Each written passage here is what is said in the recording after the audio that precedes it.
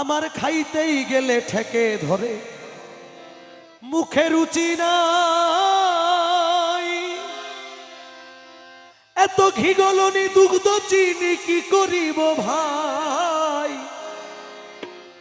আমার খাইতেই গেলে ঠেকে ধরে, মুখে রুচি নাই।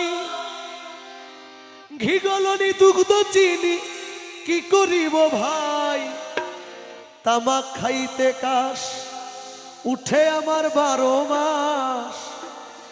তামাক খাইতে কাশ উঠে আমার 12 মাস।